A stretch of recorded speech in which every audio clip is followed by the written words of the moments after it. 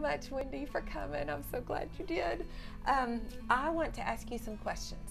Okay. First, let's start off with, how has God been involved in your career? Wow. So many, how has God not been involved in my career? As you know, I'm an educator. I spent 10 years in the classroom, and 5 years I've been an assistant principal. And prior to that, and I'm going to say really prior to a strong relationship with God, I wanted bigger and better. Grew up in Knoxville, did not want to stay here. I was going to Atlanta, I was going to New York, I was going to be a gemologist or a jewelry appraiser or whatever. Yeah. Whatever it took to get out of Knoxville at that time. And God just pulled me into education. Wow. Started out teaching some gymnastics classes and then just fell in love with kids.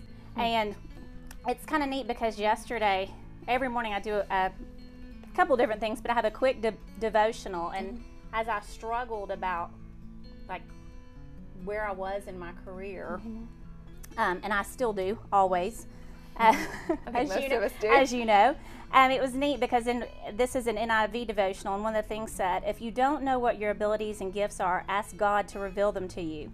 Then ask Him how to show you what He wants you to do with them and begin doing it. Your happiness and success in life will be found in fulfilling His plan for your life. And this is what I really got stuck on. God never asks about your ability or inability, just your availability. Oh, I love that. Yeah, so that's kind of what the whole educator thing. So I feel like I love my job. I feel like it's a job that God called me to do and has given me the tools to do it. Oh, I love that. So you are gifted and equipped as an educator. I don't know about gifted. Yeah, I'm blessed. Yeah, yeah. So what would you say, if you could say something to Christian women anywhere in the world, what would you say to them? I think the biggest thing is be a light, because that's going to hold true whether you're a teacher or a doctor or a stay-at-home mother or a volunteer. And as we struggle with things, you really see light most when you're in darkness. Oh, that's true. That's my prayer every morning. That's a prayer that my husband and I have at night together. Lord, just let us be lights to people. I'm not always great at being a light, but that's my goal. Yeah.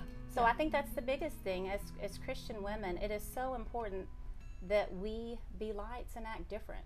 We have to set ourselves apart and be something special, so others can see that in us.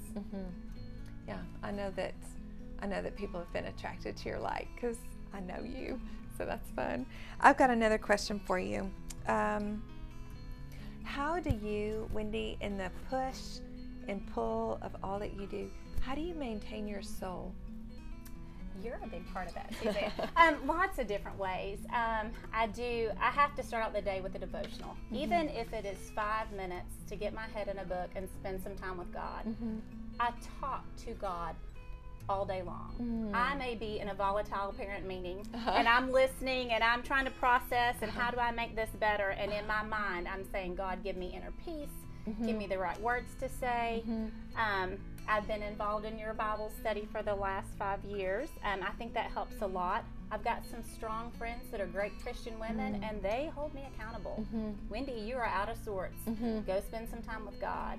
Oh, that's awesome. Blessed to have a husband that will do the same thing in a kind, gentle, and loving way. But that has to be there, because if I don't have, and I know times when I'm falling out of my spiritual connectedness with God, nothing else works in my life. So that really has to be the base. And with that being the base, then I can go through the struggles of my job or marital struggles or whatever you may face, if that's the base of who you are. So that's, even sometimes I will drive up to the school parking lot and I'll put in Phillips, Craig and Dean, Shine on Us, which should be a love song, but to me it is a love song about God's love for us.